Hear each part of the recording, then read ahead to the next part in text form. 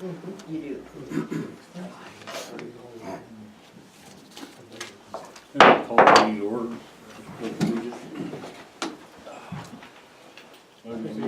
To the flag of the United States of America and to the republic for which it stands, one nation under God, indivisible, with liberty and justice for all.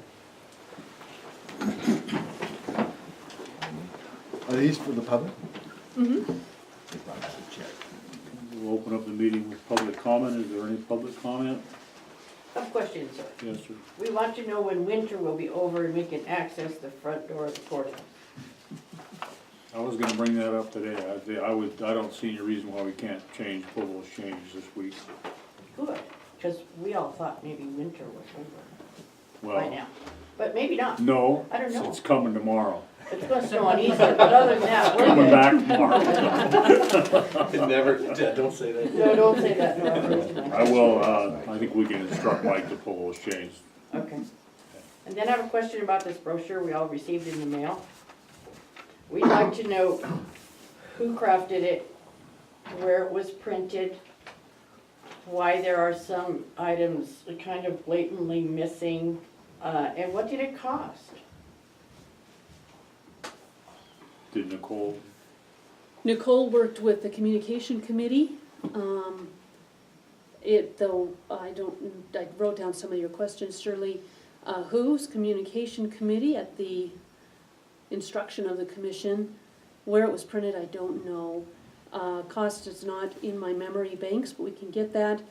And I don't know what information is missing, but it was just 4 pages, so you can't put everything there. So the idea is to try and communicate more with the public and perhaps do postcards on a monthly basis is kind of what we'd like to get to. So that was kind of a starting. It is the 4th newsletter we've done. So thanks for your question. I just, with the budget where it is, I'm not sure this is a necessary expenditure. And I think a lot of people would argue that one of our charges by the Constitution is to communicate with the public. The right to participate is dependent on good communication. We don't have another means, so that's how we can communicate with the public. We have a So there's local arguments newspaper. on different, We have a on all local sides. newspaper that we can look. Thank you. But I'd like some answers to those questions, please. Okay. I will say I've received a number of compliments on how nice that newsletter is and the positive nature. And I of the believe newsletter. that didn't the hospital provide some funding for that? We didn't actually work with them. We were gonna actually invite them to do an advertisement on the Okay. CT scan. And then with everything else going on, it just was too much of a heavy lift to add that to the rest of it. It's probably not a bad idea in the future.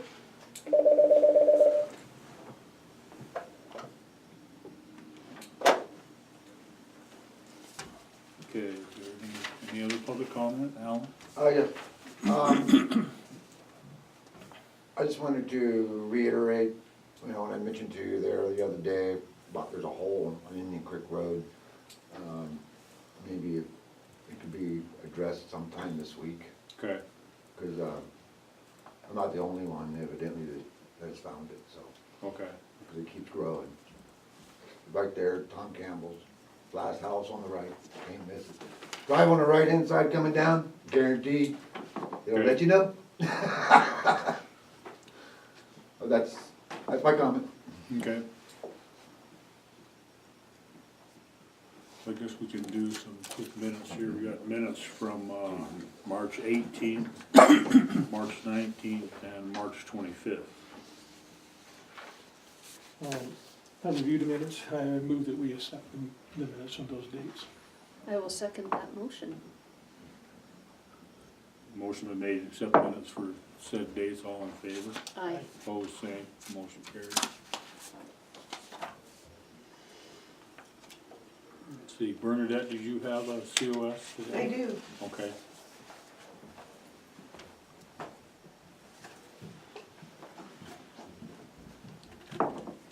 Good morning. I have a couple for you today. This one is for Susie and Pat Hamilton.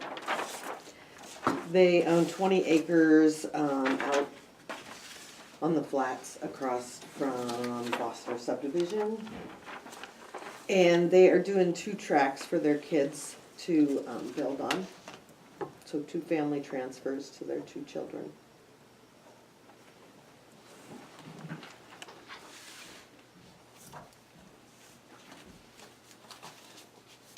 And this is on Valley Drive. Yes.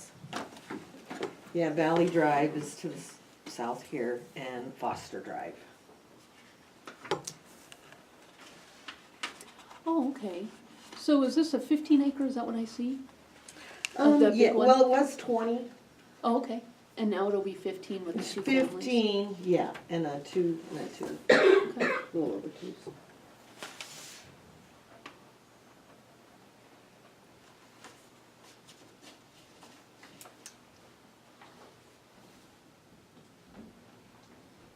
Really, how are they accessing? They're not doing a shared driveway, are they? No, not that I'm aware of. They're all along Valley Heights, so they all have access to the road. Is there anywhere on there, Bernadette, that it states that either Valley or Valley Heights? Are those the 2 roads? Foster Drive. Foster Drive and Valley are public roads? Is that anything to do with your COSs? No. Okay. Not at this time. Okay.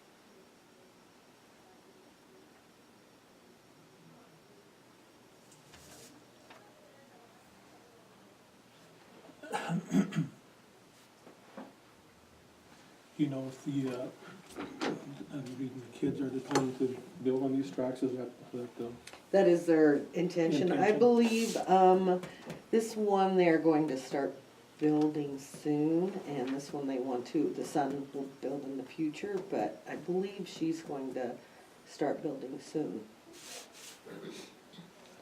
'Tis the season. Yeah. mhm.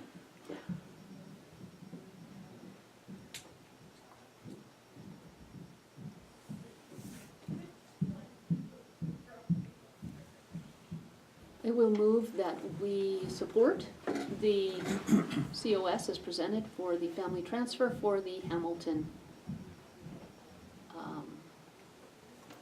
family transfer. Pat and Susie. All right. Is there a second? I'll second the motion. Motion's been made and seconded to approve the COS for Hamilton Family Land Transfers. Is there any further discussion? All in favor? Aye. Opposed, same. Motion carries.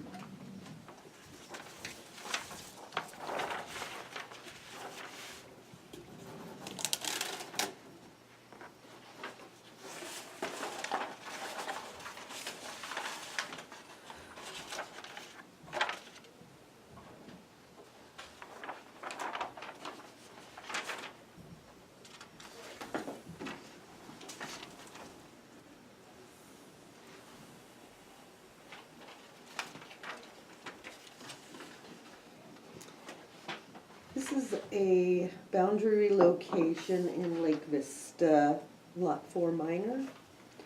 A landowner, they built a wood furnace,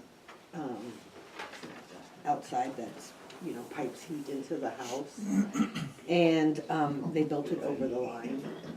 So they made an agreement with the landowner here, which was the developer, this one hasn't sold yet, to do a boundary relocation. So we moved the line to here from there, and then on this end, moved it back a little with a pivot point there. Plus the driveway had a turnaround here, a large turnaround, and So anyways, this new boundary encompasses the edge of the driveway and the wood burning stove and the shed.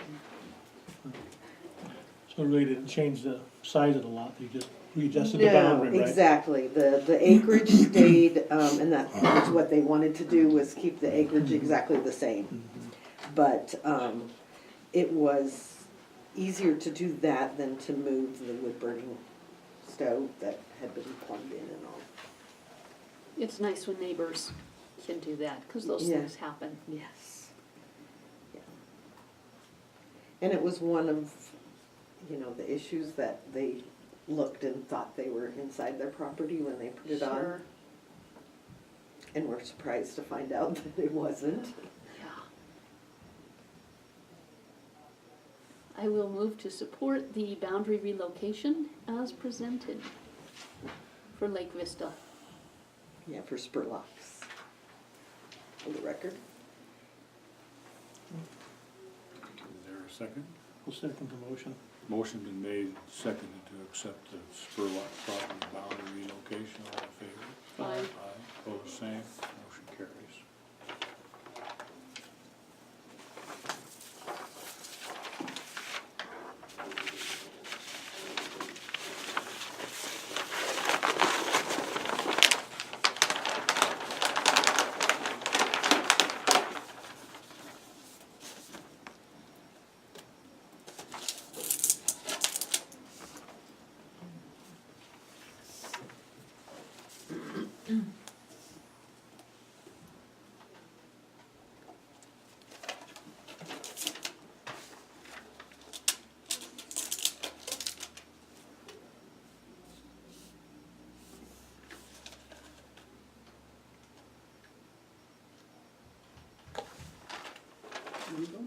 Thank you very much. Thank you. Thank you.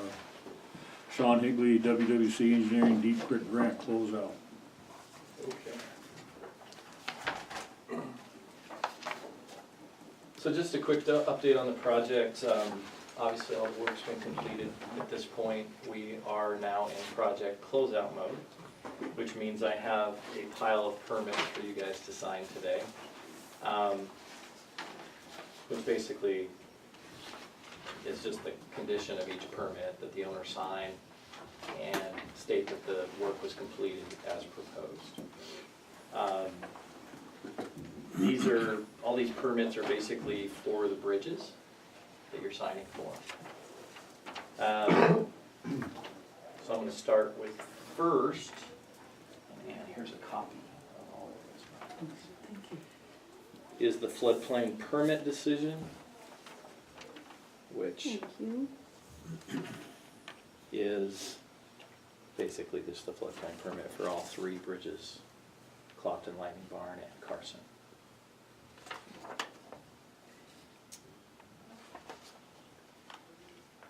And the bridges were completed as presented in the plans, so there are no changes. We'll be doing final as-built shots on them here yet, probably coming up in the next week or so, and then we're working with Mary to finalize all the paperwork on this project and get it closed out. The next one is our Corps of Engineers regulatory approval. And then the last one is our DEQ, basically our turbidity permit.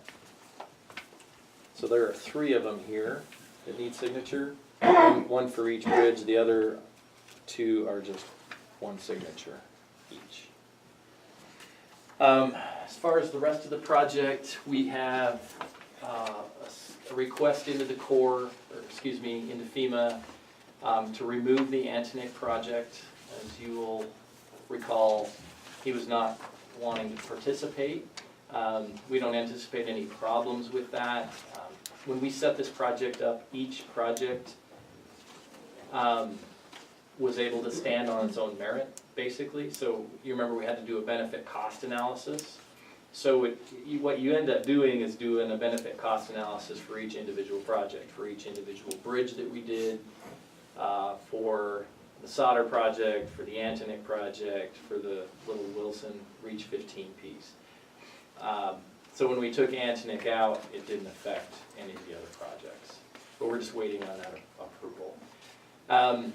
Also, if you will recall, so Ben Sauter did his work a little ahead of time before we actually got approval for the grant. We put the request in to see if they would reimburse. Now, we don't know if that's gonna happen for him or not, but we went ahead and submitted it and kind of pleaded with FEMA just because, you know, he had some extraordinary circumstances that were there. I mean, he had the contractor in the canyon, the rock was right there, everything was so much cheaper for him to get it done at that point, and I would have done the same thing in his shoes as well, but it was ahead of that grant approval, so we're not sure whether or not he's gonna get reimbursed. But bottom line is, the work got done. It was done according to what we told FEMA was gonna happen, but it just happened a little earlier than they approved it, so we'll see what they say about that. You know how much that amount was, Sean? It was like, well, it was under the $5,000 threshold, Okay. so it wasn't a large project, but I think what Ben's hoping to do is get reimbursed for the rock, really is.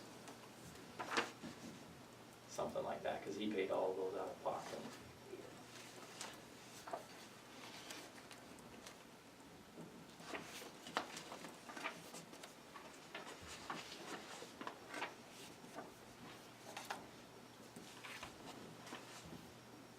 So basically, these are just the compliance forms for each of the permits that we got for the bridges.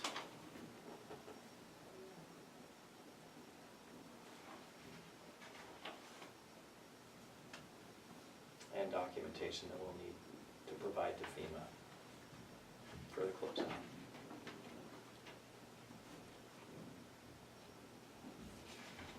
And so once you sign these, if we can have them back, we will go ahead and scan them and make sure that you guys get a copy back. And then we'll submit probably the originals to FEMA with the final documentation.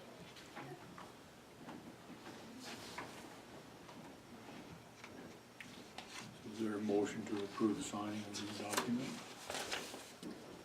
This project was approved years ago through the process. So I will move that we sign the closeout documents as presented by WWC. Is there a second? Just a second here.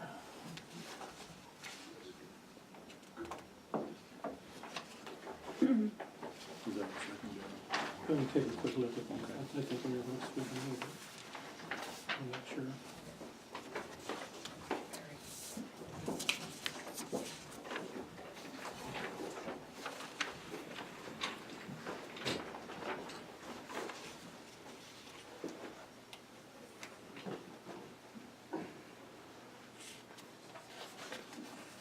Did we have any issues with these bridges during the runoff at all? No, they held up very well last year. Was it a test? It, Was Mother well, Nature testing us? absolutely it was. You know, you wanna make sure that, you know, you got rock in all the right spots and everything was protected. And, you know, we didn't have a huge runoff last year, but we had a decent one, so everything held up just fine. Yeah. As out there this year, I think it's looking good as well. Yeah. It's just passed. Yeah, you know, and depending on what the runoff does this year, I don't expect anything, you know, you'll have a little minor, you know, maintenance to do on these things if you have a large event, but everything should stick pretty well. Those openings are a lot better, and I'll second the motion to sign the documents. Motion been made and seconded to sign the closeout agreements with WWC for the Deep Creek project. All in favor? Aye. Opposed? Motion carries.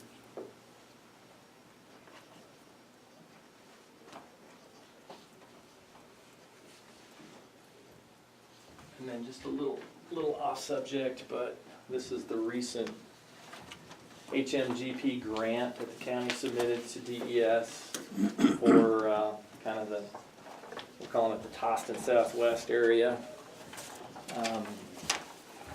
there's a few updates on these maps where we went out with TJ and Mary and Daryl and looked at all this stuff again, just to make sure that everything was covered. So there's a couple more culverts in here.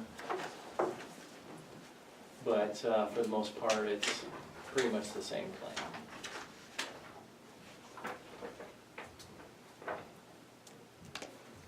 But anyway, we're hopeful that we can get some funding through FEMA to help out with this project, because it is gonna be probably a little more than the road department can bite off. And so if they can get a grant where they're gonna get 75% and then provide the 25% in kind on this, which, they're gonna be installing all of this stuff, it should work out pretty well and alleviate a lot of the flooding concerns that are going on over there. Is this something that we're gonna be able to do? How far out is this gonna be? That's a good question. Now, I think, and Mary can talk to this a little bit, but I think there are some plans to go ahead and install some culverts as you go, some of the smaller culverts and things like that to improve things where they can. But, these projects are, we would not know that if we have funding and probably till this fall, I'm guessing. So, and then it's contracting in some of you guys know how long this takes, but I'm guessing they're about a 3-year window, right? From when you submit to when you're done, and that's what Dry Creek really was, pretty close. So, I mean, it could, if everything goes smoothly, we could get it done, by, say, in fall of 20, I would guess, but it's not gonna happen overnight, for sure. And we can't do any of this work until we get funding, right? Well, you can, that would just, it would not be reimbursable, per se. So if you did some of the smaller culverts and they made it, it's okay, that's still part of the project and you can show that you did that. I think there'll probably still be plenty of in-kind regardless.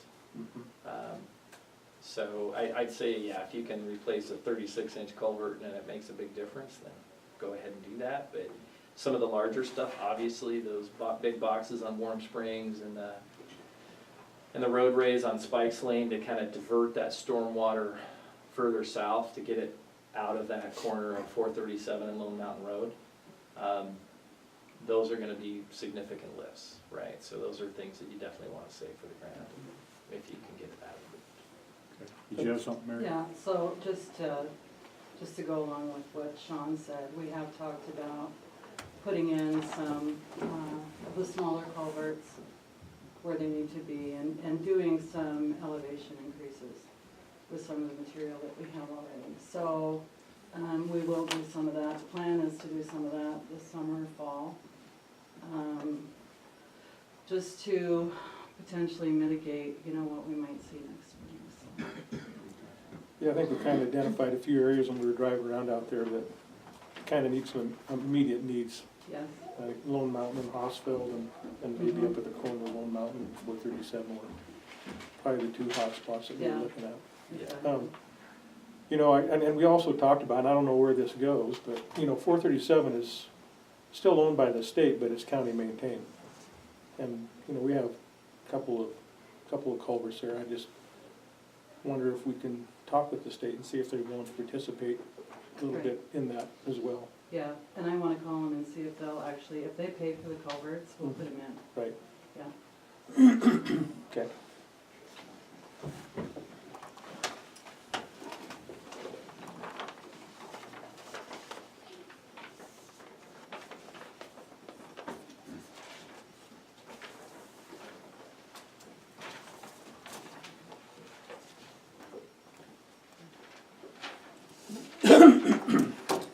So other than that, that's the extent of what I have today. Yeah. So, I guess something that I have for Sean to put on your radar, we had that issue this year out there with the irrigation district opening up the spillway. yes. And it did some damage to Lighting Barn and Shelley Road and a bunch of farmers' fields there, so, we are working on a solution for that. You know, a lot of it's gonna be landowners that are involved with it, but eventually that water will get to the county road in a couple of places, so.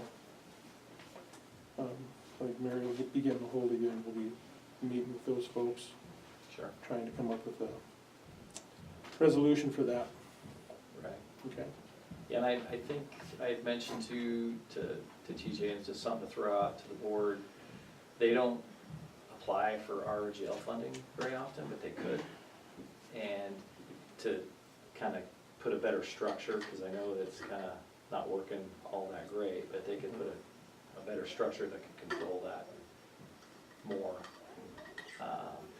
and probably help, so I'd have to look at that a little bit more, but All right. it might be an option Okay, perfect, look at that. for them to put something in that could help both them and you. Sure. So, Excellent, all right, thank you. Thanks, Sean. Hey Sean, what was that called again, that they could apply for? Renewable Resource Grant and Loan Program. Oh, okay, It's specific, it's, a lot of the irrigation companies apply for those grants, because it's all based off of water conservation and savings. And that would certainly, be a benefit to the irrigation, well, the water users for Broadwater, Missouri. absolutely. Thank you. Yeah. Okay, thank you. And did you guys sign permits? Oh, right. Okay. Perfect, thank you. All right, you guys have a good day. You Thank too. Thanks, Sean. Move on to our 10:30 Broadwater County Development Corporation Montana Business Assistance Connection. Presentation of community work history and upcoming opportunities. Are we gonna do this, Mike, or is that the, She's not here. not here, okay? This Carla's not here, is she? Okay. No, Bernadette, you were involved with Carla Amundson, were you? No. Okay. sir.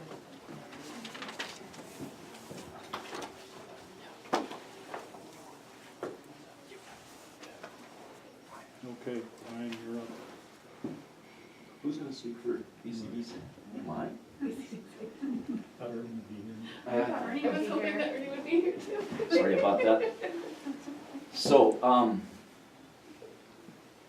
Brian Oberts, Executive Director of Montana Business Assistance Connection, which is your certified regional development corporation for the three-county area, Mark County, Broadwater County, Lewis and Clark County. We're also a federally recognized economic development district, which is still the same three counties.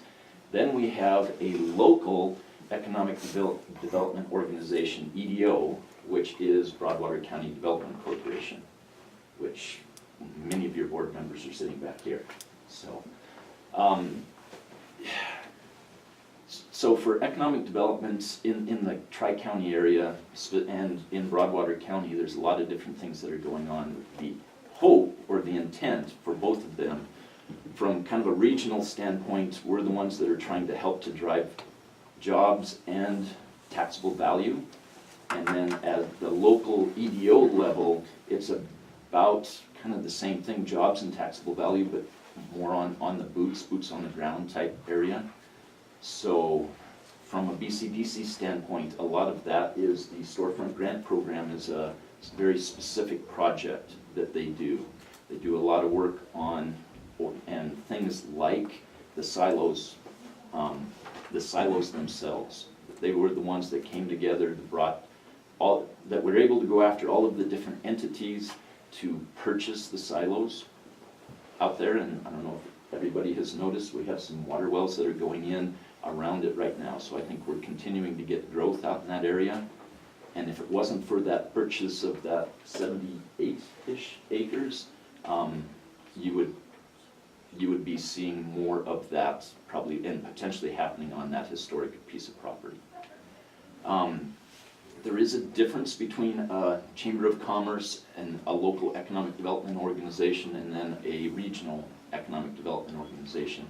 Typically, your chambers of commerce do a lot of things that are tourism and community based, a lot of events based items, trying to get people in to use the gas stations, to use the motel, to use the actual stores in an area, tries to drive commerce through through the till, whereas an economic development organization typically tries to actually make the visuals and the infrastructure for those things work. BCDC through Adam 6 has been very instrumental in trying to increase our internet capability in the area. And I mean, as kind of the regional organization, we've had conversations with CenturyLink for 10 years about what they do and don't have available. Having the local group come in and specifically ask key questions, that was the point when we found out that there actually is fiber into the city of Townsend. And then once we got that hooked up, the city got hooked up to, the school was hooked up to a gigabit of fiber, which is a lot. We then found out that what we assumed is that the fiber was coming from the substation at the north end of town, actually is coming from out of the city on the south side, so it's on power poles running from out to the southeast of town through the city of Townsend to the CenturyLink building. So now we have Blackfoot, who has hooked to fiber optic at the water tower. This is kind of that layered level of infrastructure or of assistance to a community. Your chamber does the local things, then your local EDO, they were able to actually have a better and more constructive conversation with CenturyLink than we could. Because we're talking to them at a regional level, they want to kind of talk about the larger things. It was BCDC that was able to come in and just say, we know we have fiber here, what do we do to do that, do something about it? So that program that the USDA connected. Yes, How does that roll into this? it doesn't very well. Okay. That's the one that we've been fighting with for several years. What they classify as acceptable high-speed internet is not very acceptable, but it's as fast or faster than what we're providing. We are trying to talk with one of the providers about seeing if there's ways we could actually designate portions of the county that are not receiving. And basically what that is 10 megabits down and 1 megabit up in interconnectivity. Our problem is we have all of these different businesses that are competing for basically your dollars. And if they think one of the other businesses, by going after the grant, might steal some of my clients or my clients going forward, they fight with each other. So right now, Montana Internet will compete with Blackfoot, which is competing with CenturyLink, and nobody wants the other to get an upper hand.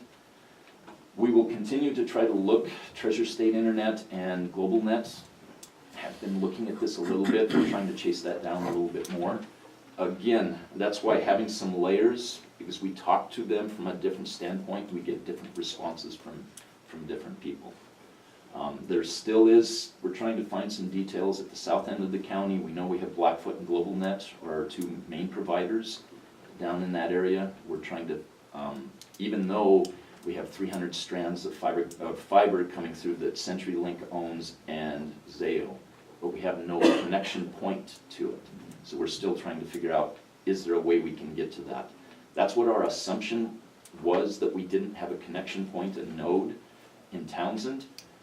What we didn't understand is when Montana Power Company or Touch America came through, CenturyLink or whichever ownership it was at that point did create a node for the city of Townsend, just never lit it up for 10 years, 12 years. So it took a concerted effort from multiple different groups to be able to get to that point.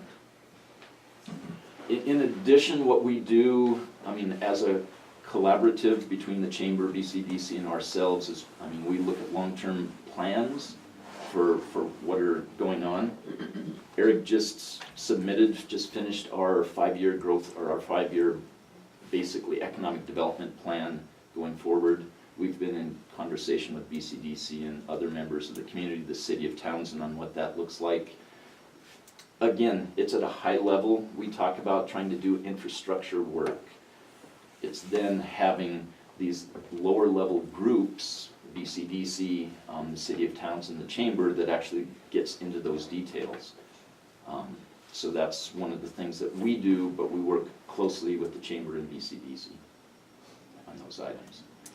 Going forward, the one thing that we do want to make sure you guys are aware of, I mean, we're doing a lot of work in the south end of the county, but in addition to that, there are two major projects in Mark County that could have significant impact on Broadwater County in the future. What a lot of people don't know is the pumped hydro facility down at Martinsdale. That's $1 billion investment into basically two ponds, one up on top of a bluff and one down on the Musselshell River. It pumps back and forth. If they get their power purchase agreements from some of the utilities out in the Seattle-Portland area, that one would come in. It hardly has any jobs once it's completed. Once it's done, they'll have about 3 permanent jobs in the area. But the 3 years during construction, they may have 200 to 250 contractors, and that's direct jobs. Then you'll have contractors moving people back and forth. A lot of heavy equipment coming through, a lot of service type equipment coming through. There'll be a lot of logistics issues on how we get people there, how we get equipment there, and then it disappears again. So that one will have a short-term impact, and then of course the mine that is being proposed that DEQ has now permitted, we'll probably know sometime this fall what and when that will be happening, and that one will be a significant impact to the community. Those are 200 to 240 direct jobs, but I think Broadwater County will collect a lot of the indirect jobs, the transportation. They will be getting a truckload of Portland cement either from, or semi-load from, either from Montana City or down in the Three Forks area on a daily basis. There will be a lot of impacts. The problem with those types of projects is you don't really want to expend a lot of time at your local level until you know they're there, because you can wrap yourself around the wheel, and I mean, we could be 5 years from now still talking about these two projects. So that's kind of the difference where we put our effort into that right now. BCDC is the boots on the ground. Once that has started to be known, I mean, as an organization, we will utilize BCDC to do those local things. Some small differences between a local economic development group and like a chamber of commerce.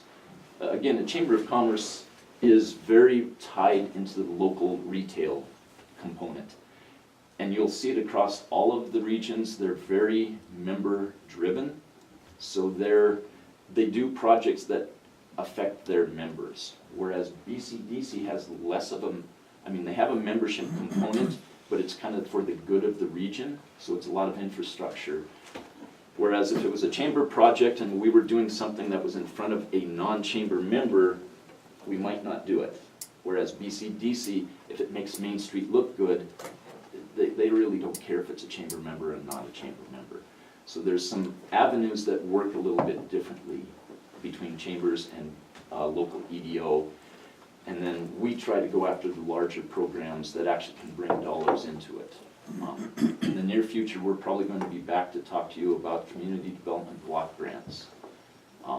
These are economic development grants. They're actually a grant to either a city or a county, which then are lent to a local business at a fixed term, low interest. So the key to these, I mean, this is what Dale Schubering used years ago to set up the original Broadwater County revolving loan fund. Dale got $400,000 as a grant from the feds to, that would have been the county. It was a 2% loan to him. As he paid it back off, we then managed that loan and have it out to other businesses. Right now we have 6 different loans in Broadwater County. Dell's original $400,000 has been rolled over and relent something like $2.2 million. As it comes in, it goes back out. So we will be coming back in. As an organization, we use BCDC to be our boots on the ground to help us do our public hearings that we have to do. Just to warn you, the developments going on at the south end of the county, most of those will qualify, those types of jobs will qualify for these CDBG funds. I think it's in our best interest, why we have this opportunity, if we can get another $400,000 in revolving loan funds so we can continue to lend to other businesses coming in. So that's an area where we collaborate with BCDC, and BCDC collaborates with some of the local businesses. Again, we're a 501c3 organization. BCDC is a 501c3. They provide kind of that not-profit umbrella for several other organizations. That is something that, I mean, we try to do, as long as it's mission, it follows the mission of BCDC. As an organization like ours, we typically don't get into those projects that might be a food share or some type of a little project that's small. We would rather do a bigger project that's $50,000 or $100,000 where we provide services than BCDC provides it for those smaller, which are very vital projects for a local community. John, who was it that was coming for some of that service the other day at our board meeting? Do you remember? Was it Helping Hands or? Was it Helping Hands? I can't remember who it was that. I mean, it was one of those they could have went to the Social Services Committee to try to use as a 501c3 umbrella, but it felt like it was easier, I mean, because it kind of fit in the BCDC mold much better. Those little things for a couple $1,000s, it's difficult for us to be at the Helena level to be providing that service where BCDC provides it at a local level. Definitely two different organizations, but we interact all the time. Personally, I mean, we manage storefront grants in White Sulphur Springs and up in Lincoln and Augusta. We're not well suited to do that as an organization ourselves, these little $1,000 storefront grants. We've done a couple of those over in White Sulphur Springs. We've had to lean heavy on the Chamber of Commerce over there, and the Society of Retired Professionals SCORE. We don't have to do that. BCDC does a spectacular job on that.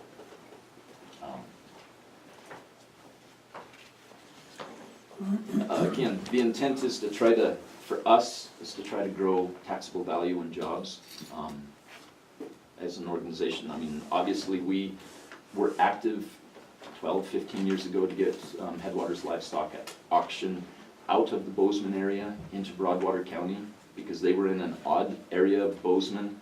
It's difficult to get trucks, get cattle, everything into where they were at. Made much more sense off of the freeway. Just so you know, at a kind of at a high level, we're starting to have conversations with our counterparts in Gallatin County and the city of Bozeman.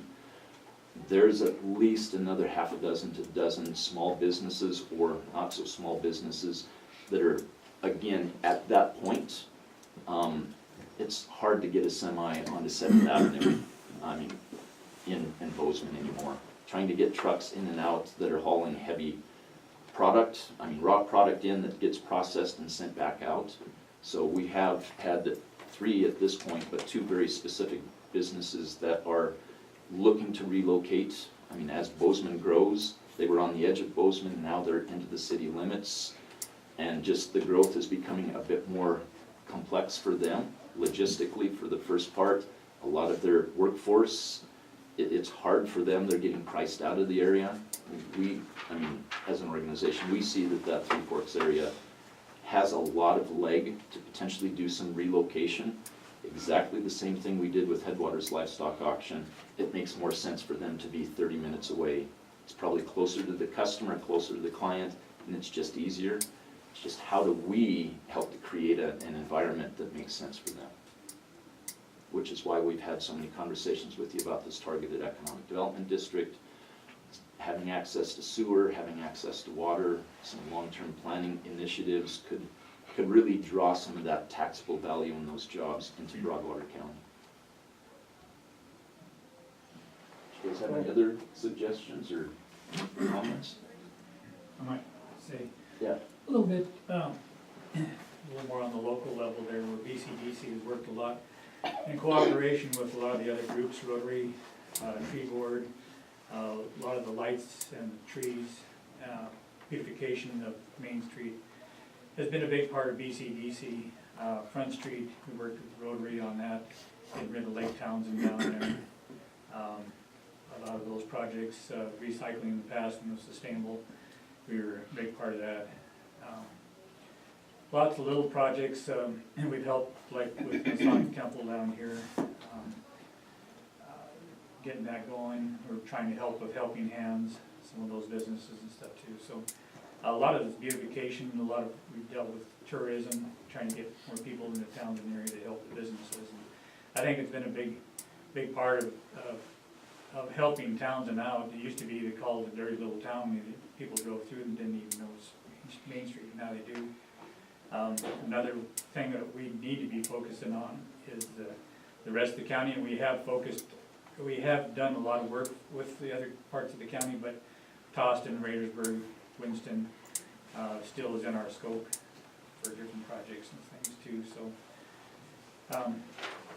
We have done a lot of work, and like Brian said, we're a 501c3, and a lot of the businesses, a lot of the places have run their donations through Broadwater, or through BCDC, and has helped them out in the past. All right, you answered some of my questions, John, about you do work in other areas of the county rather than just. We focused a lot on Townsend here, but we need to focus on some of the areas, other areas too. And we have done stuff with the Raidersburg. I know there's some motocross track out there, and other things are the trails that lead from Townsend here. Beth Eiley was instrumental and as a member of BCDC getting that trail through out to past the bridge and out towards the silos area. We are working and have in the past to try and getting another pedestrian bridge attached to this bridge out here so that people can utilize it better and more safely too, so. What projects do you have ongoing right now? So we're still looking at the bridge project out here with that.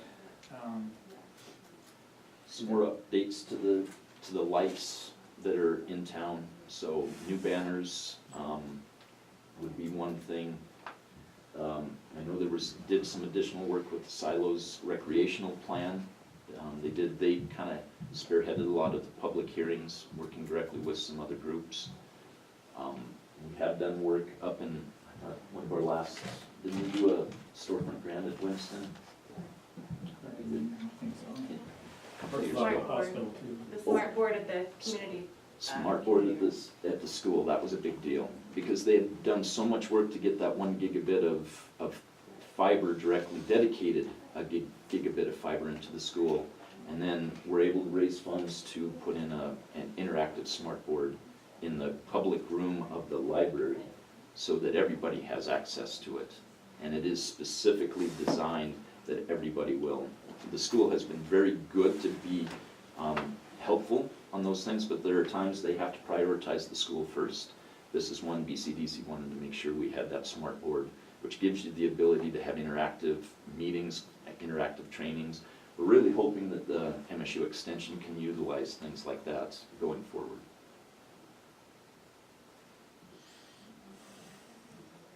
I have a question too. You mentioned extension, and I see Allison in the back row. The no-till drill, would you explain what that is and how BCDC was involved with that? So something that happened a little bit before my time, but I think I know the gist of it. And Brian was talking a little bit how BCDC has served as the 501c3 for various projects. And this is one example of how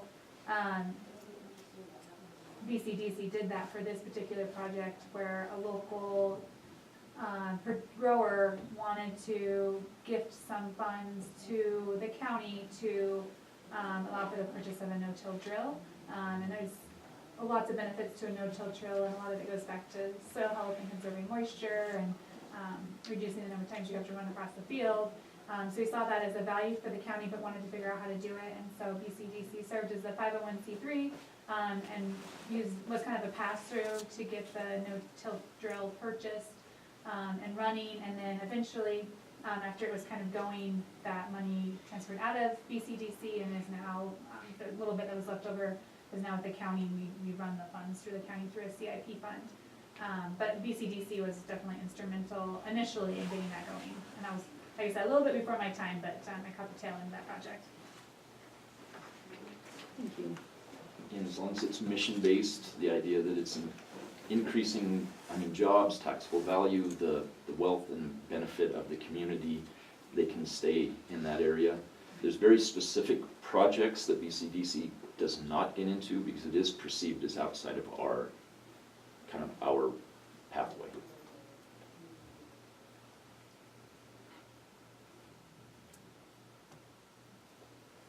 Is that what you guys were looking for? Just kind of input on that? How involved are you guys with the TED in the Southland? Are you, About BCDC or as MBAC? as MBAC? As MBAC, right now, we're working as kind of as your agent to, the problem with the TED is that it's a chicken and the egg component. You have risk until you have that first person come in, that it takes money to get the documents in place. So we have been utilizing our own funds to do that to this point. So setting up the water sewer district, it takes an attorney to help to put together, typically to help to put together the paperwork that needs to be done. That's a few $1,000s here. It's the two women who have been doing the public hearings down there.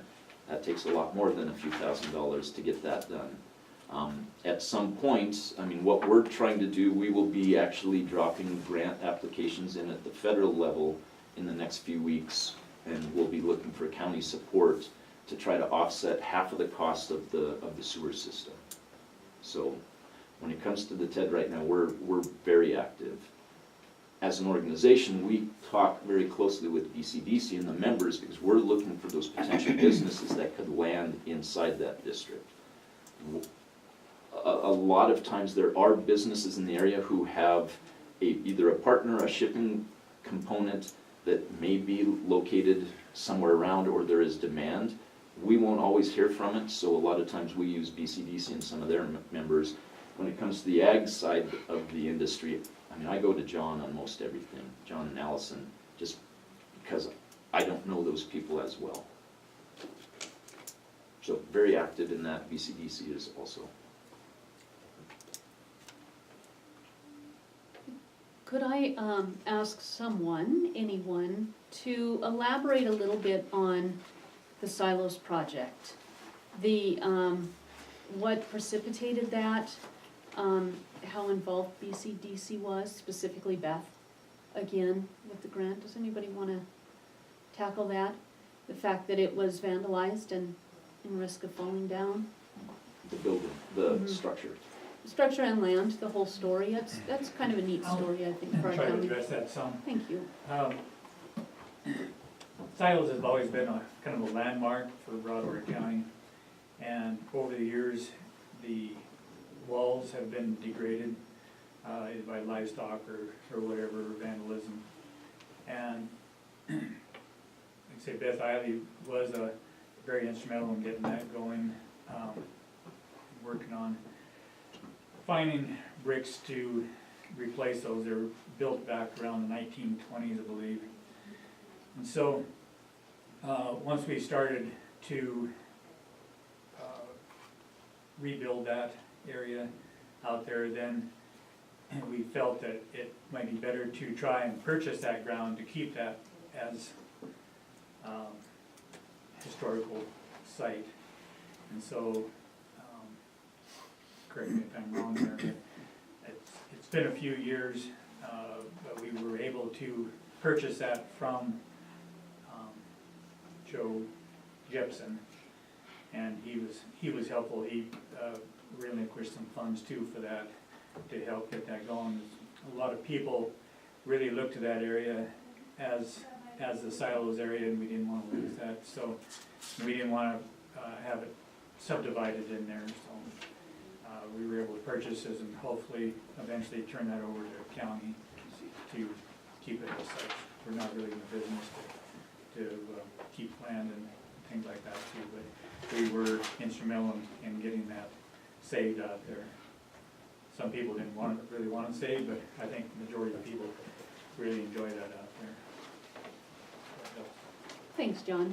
You know, some of the stuff that John didn't get to, though, was how much effort that the people of BCDC have gone into as far as getting the old fence torn down around there and getting new fence put up that met the requirements for the grant that we got to purchase that. We had to spray and remove Russian trees, whatever the Russian olive trees. We had to take out and remove almost all of the vegetation that wasn't native. We pulled out all kinds of culvert and metal and stuff that didn't belong there. Then after we got through with that, we also went around and had to put signs up saying that this is a kind of a restricted area, please take care of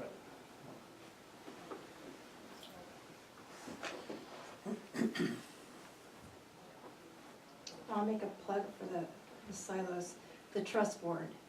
And I'm trying to think, it was too many years ago, but the trust board put a lot of money towards that project also. Mhm.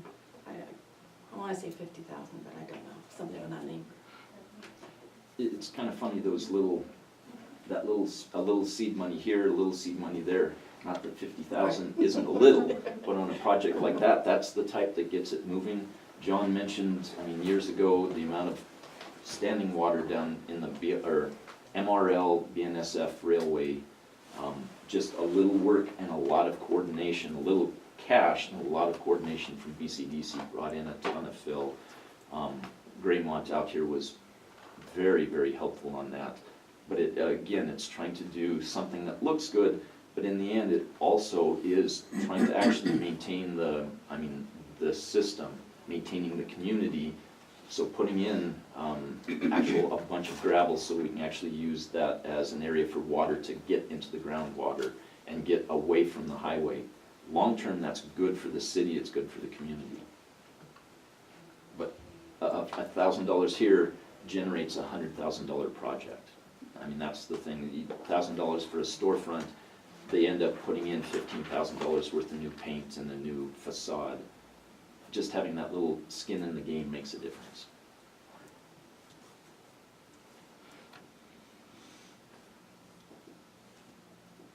Our recycling program that we have, is Mary still here? She's out in the hallway. Oh, okay. The recycling program that we have, which, the idea with recycling is that you, number one, divert garbage from the landfill, so we're not paying the tipping fees, paying to haul it, paying the man hours, paying the wear and tear on the truck. But also it's a commodity that can be sold, and I don't know how many people know how instrumental John and Tammy Hahn were in getting that done. It was a grant through BCDC that John worked on, that got the cardboard baler. Now it was a grant through DEQ, and when BCDC actually gave that to the county, it was a gift to the county. It didn't cost the taxpayers a penny, but has saved taxpayers money, again, from the diversion side of things. The building that we have that held plastic, it's still a viable building, that was also a gift from the Hans. And I don't know if BCDC was involved with that, but it was still a gift to the county taxpayers from Hans. So thank you for all that. And Broadwater Community Foundation was part of that too. I think they just did a little money towards that building. Yeah. I wished that recycling was still a viable business, but because of the worldwide or global situation, that a lot of that isn't as viable anymore. Cardboard is still somewhat steel and oil and different things too are still recyclable and should be recyclable. I hate to throw anything away really, but if there's any use for it, but plastics and stuff kind of a dog on the market now.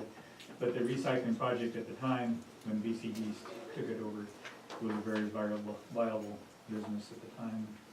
And so we did, BCDC was very helpful in that. And thanks for your work, John. So the last question I have probably to you, Brian, is the branding initiative. So we have two businesses that use the swoop. Every community in the county has the swoop. So there's the Winston swoop, there's the Raidersburg swoop, there's the Toston swoop. There will be the Wheatland swoop. Would you talk a little bit about that? That was a BCDC Yeah, that project. was, I mean, that started years ago, 12, almost 15 years ago, a branding initiative